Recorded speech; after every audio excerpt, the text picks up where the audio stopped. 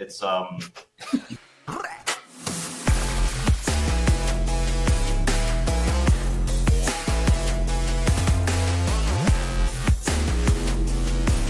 views expressed by the hosts and guests in this podcast are solely their opinions and do not reflect the opinions of their respective employers. Guests and hosts may maintain positions in the assets discussed in this podcast. This podcast is for informational purposes only, and nothing in the podcast is intended to be financial, legal, or even life advice. GM everyone, welcome back to another episode of More Than Speculation. This episode we have Clayton from Babylon. Like always, let's just jump right into the rapid fire questions, man. Okay. Token price, community, or tech? What's most important?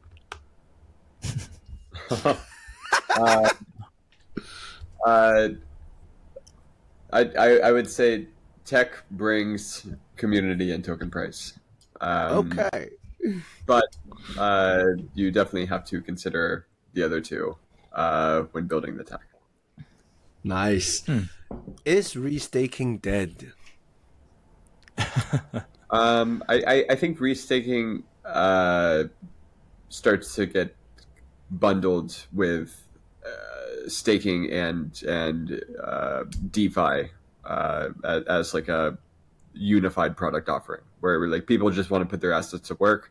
There's an aspect, there's a layer of crypto that is something that isn't necessarily financial in nature. If looking at it, comparing it to things that exist in the real world, and then there's things that are financial in nature.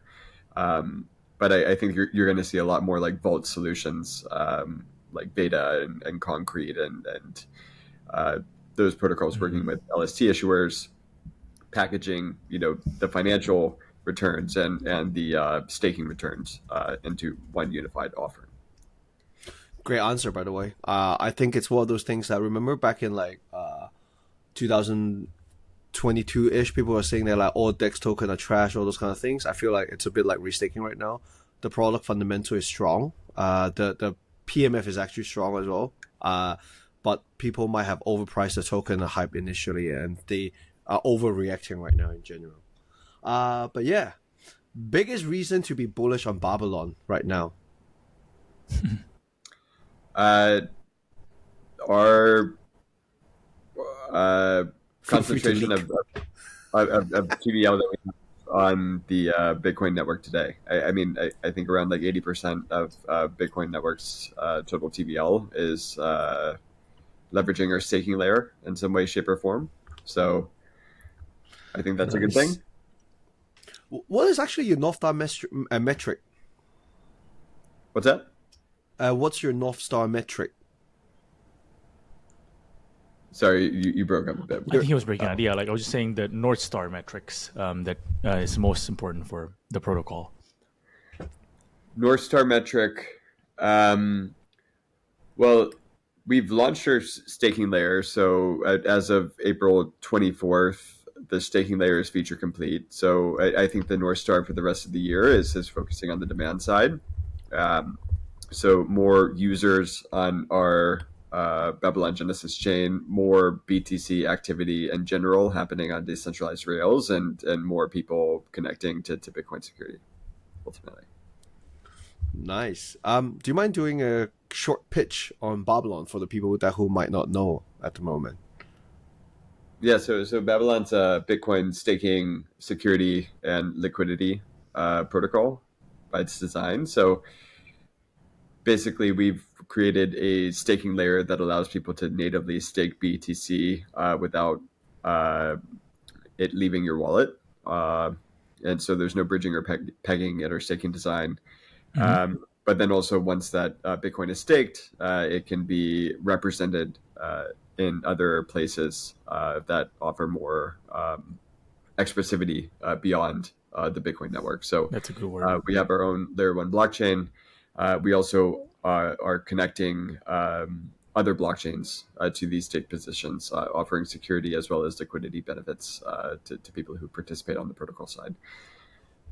Let's expand that a bit. So like how does it actually work? Like, let's say when you're talking to Bitcoin whales that you have to convince, like what's the pitch that, hey, your capital is going to be safe, it's going to be self-custodied and blah blah, and then in return people can use your capital for security, and then you can get additional yield on top of it. Is that sort of like how you're thinking about it? Yeah, I mean, I think starting with staking, right? It's a good step to target a lot of different people, right? So you can do the plainest, safest thing that you want, which is stake your Bitcoin. Then you can liquid stake your Bitcoin, which offers you a little bit more flexibility, but then there's a little bit more risk associated with that. And then if you do liquid stake your Bitcoin, you can receive a representation of that Bitcoin and do something with it in DeFi, similar to like staking ETH or Right. liquid staking by ETH. The ultimate goal for us, though, is to make the liquid component of staking more secure, um, with the future goal of having more Bitcoin activity present on protocols in general. I think if you're looking at Bitcoin as an asset, right, it's like most dominant asset in the space, but the majority of volume activity, what it's used for, happens on decentralized or centralized protocols. Yep. Simply because there's not a lot of places for that Bitcoin to be used today, and so like our job is to get more of that activity on decentralized networks. Got it. Okay, so I want to take a step back a bit. So like I obviously stalked your LinkedIn before you jump on, but like for our uninitiated listeners, like what's your crypto story? By the way, Clayton, sorry about all these like straight into the product. It's not that we don't respect you. It's just that all the listeners really need that like background and First like they 8 need to be minutes, bro. hooked. Like yeah, just to get that warm up for people. So I hope you don't mind that. Love to learn more about your background, your story, and how you got into everything. No, it's much more fun doing it this way, to be honest. Yeah, so I've been in the proof of stake space, so to speak, since I got started professionally in crypto. So I was at Figment, which is an institutional staking provider, and was the director of protocol strategy there. I also helped spin out a fund out of that entity called Figment Capital. So made a lot of investments in the infrastructure space, and then got deep in the weeds on the restaking side and the LRT side at Rio and eventually Eigenlayer before I joined Babylon. But yeah, everything associated with proof of stake protocols is what I've been doing over the past 5 years, and now that Babylon offers the ability to stake Bitcoin, I think it's like the last thing that you should focus on then. Got it. Nice. Okay. So I'm gonna be very frank, right? I used to be very, very bullish on restaking just because I think it just makes sense, right? It's just using idle assets to secure things to generate more yield. But I think the biggest problem was there's not much people paying for it, which is like actually utility. Is like so I noticed you guys recently closed Sui for using Babylon. Is that just part of the roadmap? Is there more things coming? And I respect that you guys are grinding nonstop compared to other restaking protocols that kind of fading away. Yeah, definitely. So, I mean, I think it's good to distinguish between what we're doing and what other shared security protocols are doing. So, really, what the market that we're targeting are other execution layer environments, and then we're really tying in this liquidity value that we're offering. Right? It's like if using Eigenlayer, for example, right? It's like an AVS is generally a middleware service. That middleware service needs to find applications that want to use that middleware service, and then that application needs to get users, and then the payment goes back down from there. And then the question becomes like, does that user care if like the middleware service is using restaked Ethereum for security or something else? And are they willing to pay like additional money for it? Our approach is targeting other rollups and blockchains, right? And really tying in the liquidity value of the Bitcoin that we're unlocking to the value proposition. Yeah, got it. So it's ultimately liquidity plus security sort of offering, as opposed to security plus liquidity or just security. I mean, we have protocols that are interested in paying for it because our ultimate goal is to have like the most trustless form of Bitcoin present on all of these protocols, and obviously that does require Bitcoin security. But everyone wants Bitcoin, right? So yeah, I think within our design, we should expect payments from other protocols later this year. That's a very good way to frame it, because essentially you're more. I'm not sure if it's like the right way to describe it, but it's more B2B if you're working with other protocols, and there's more incentives and alignment for them to, like as a protocol, like liquidity matters a lot, versus like if I'm just making another DEX, do I really care, right? If it's like getting secured by other assets, and also like there's like I guess like the the indirect alignment of like potentially if they want to have more Bitcoin ecosystem on their protocol, you guys are also like a very good entry to like all of these Bitcoin whales and so on. So yeah. Yeah, and I mean, CBBTC, WBTC, they have their place. Also, they're good on ramp, off ramps. If you want to start, deploying liquidity and into protocols, there is like a function that you have to, take if you have BTC to get these like wrapped assets that are leveraging Babylon's staking protocol. That being said, it is more on chain in nature, so to speak, right? So you're not necessarily going through Coinbase or WBTC to use Bitcoin on chain. Would you ever consider issuing your own Bitcoin in whatever version or yield bearing? No. So we're just building the technology. So we built the staking layer. We have our own blockchain. We're in the process of building out the shared security protocol as well.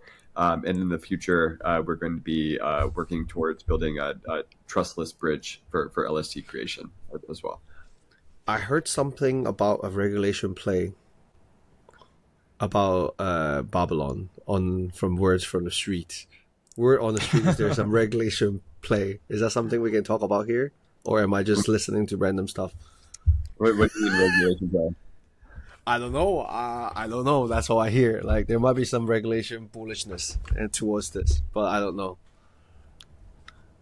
I mean, perhaps. Oh, bro, Marco, shut up. Yeah, I mean, I don't know what you're hinting at, but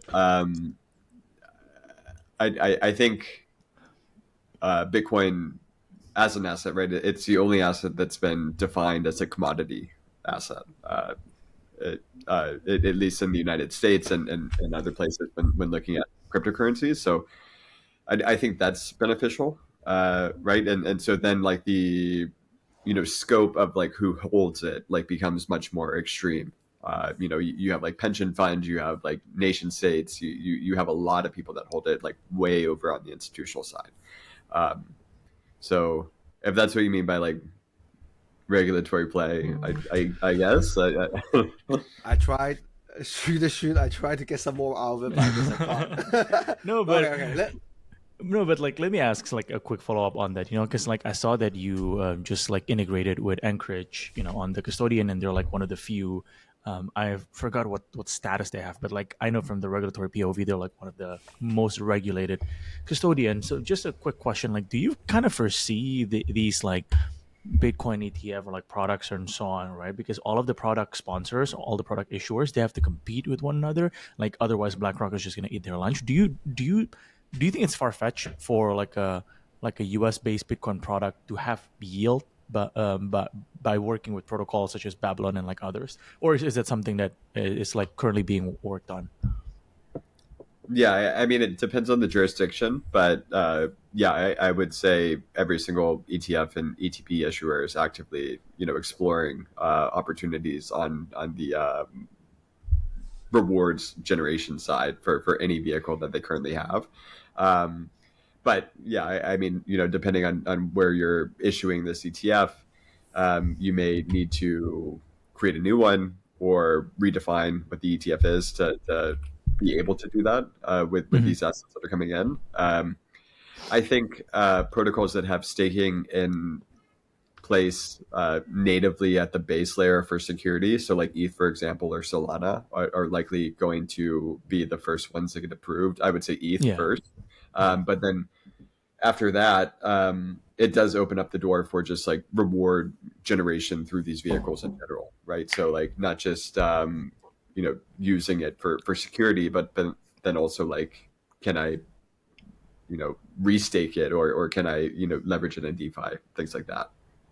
Makes sense. Got it. So more, so I'm more on chain player myself. So I'd love to learn more about your chain play. Like, what's the chain gonna be like? So yeah, we have our own chain. That's the first Bitcoin secured network that's live. It's called Babylon Genesis. We will be adding an EVM instance to that chain in the summer. So either August or September. We're going to release more information on that in the next couple of weeks. The goal is for that chain to be a Bitcoin DeFi hub in its own right. And so we're going to be onboarding a lot of EVM developers and BTC liquidity to that chain, and have a place for people to like be a hub for Bitcoin DeFi in general. And so we'll have a lot of bridges that will connect to the protocol as well, just so that we see this as a place for people to get their first step into this new narrative. Nice. Just very quickly, what's your take on Bitcoin finance? I mean, there's obviously a lot of different players with their own architectural design. What's your pitch? Like when you say you should come to Babylon because it's the home for Bitcoin DeFi.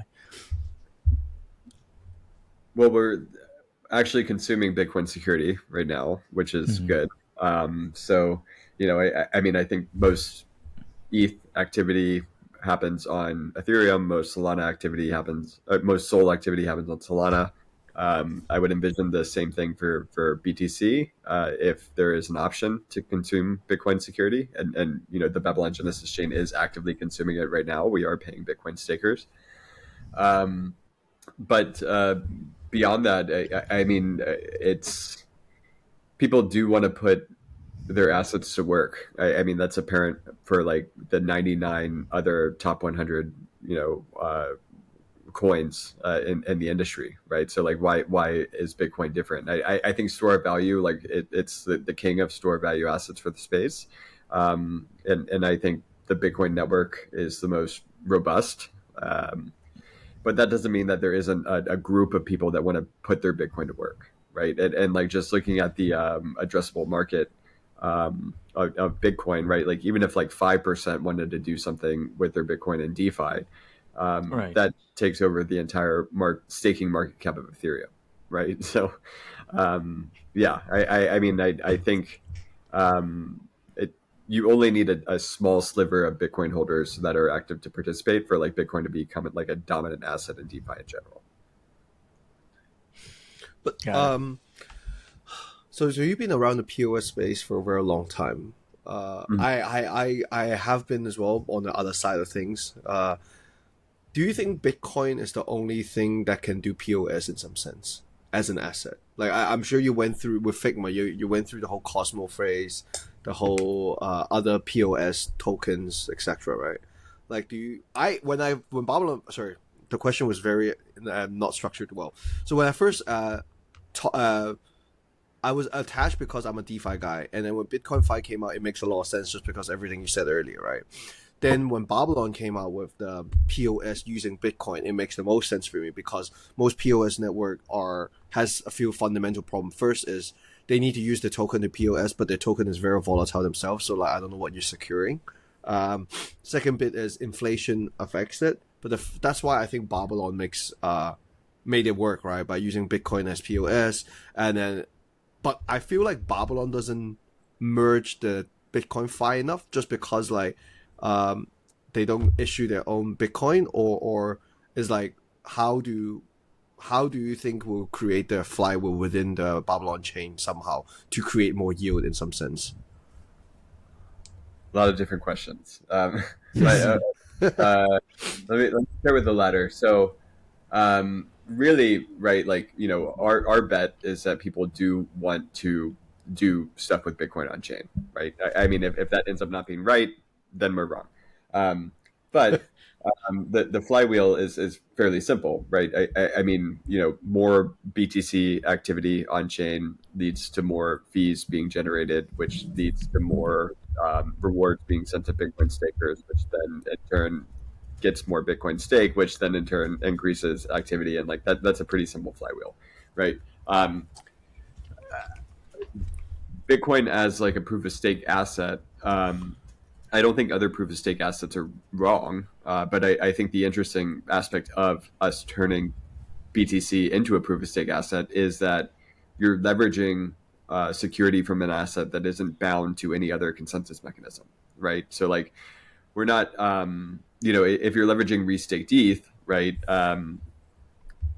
so you're bound to the consensus mechanism of Ethereum first, right? Right. Like you need to accept that Ethereum is always right because like that asset is being used to secure Ethereum as well. Miners are securing Bitcoin, so all we're doing is taking the value of Bitcoin and leveraging that as security. We're not actually directly engaging with miners, which means we're not messing with Bitcoin's consensus at all. And then anyone that's leveraging that Bitcoin for security is not bound to any other person's viewpoint on anything at all either. Nice. Okay.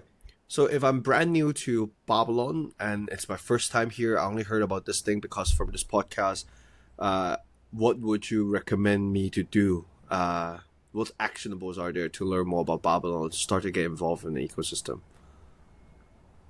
Yeah, we have a couple websites, so babylonlabs.io and babylon.foundation, I believe. So we have a lot of documentation. You can actively stake Bitcoin today. We have a few applications on the Babylon Genesis chain as well, and a large list of people who plan to integrate as a BSN in the future, and our LST issuers if you want some Bitcoin liquidity as well. Yeah. Pause. Can I ask something about your token launch strategies?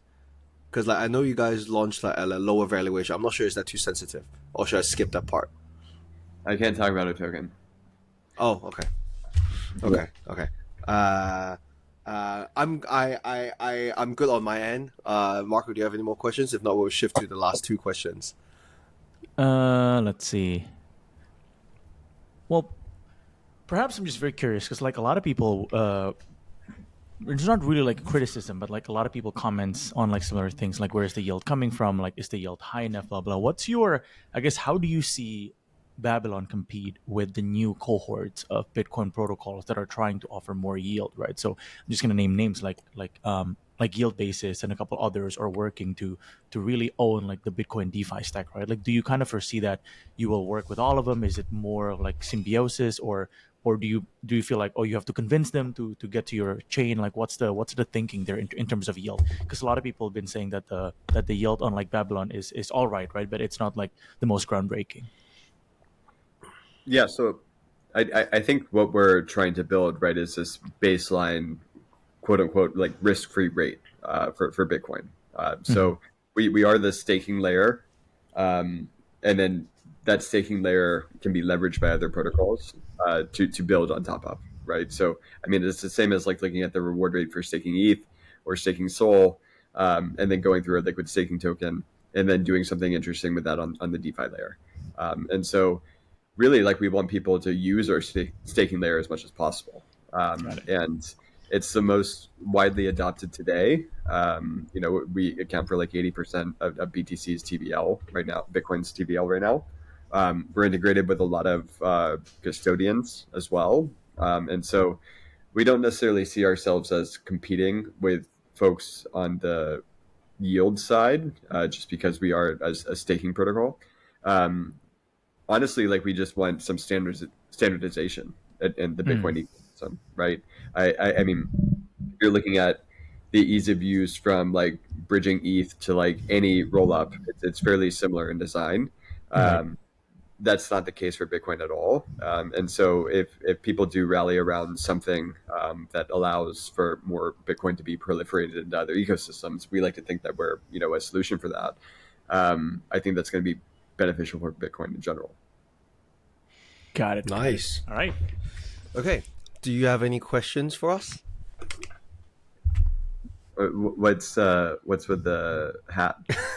Bro, so like so this is like so basically I started writing on Twitter in 2023 because I got reset by like FTX and UST, right? And I was like, oh, new year, new me, let me just do something. And I was drunk. I don't know why I named myself Lambro, because it was like I was just talking to my friend, what do crypto bros like? They like Lambos, and then we just go over Lambro. And then since then I just kind of like pretend to be my character online. Sometimes I look in the mirror and then realize how fucked up I am and how joke of an industry I am in. No, that's the IQ 150 IQ 50 combo. You know, like this guy is very smart. He's just underselling himself. I like But it. yeah, no, hey man, thanks for jumping on. We will go into the last question that we always ask like every guest. What do you think is required to make it in crypto? As a person or as a protocol? Anything. It's an open-ended question. Like you can think of it as trader, professionals, whatever. Yeah. I mean, I think you have to actually define a real problem that people actually care about, and then solve it. But not solve it just for the sake of solving it. Like build a product around it that's actually usable. I like 99% of people are not going to be interested in this just from an academic perspective. 90% of people are not going to be interested in this just because it's going to make them a bunch of money because of the risk. But 100% of people will be interested in anything if it makes their lives better. And so I think looking for real world problems to solve through the technology is the North Star for anyone. And then if you are a trader, right, like finding those projects that are actively doing that is like the long-term goal, I would say. All right. All right.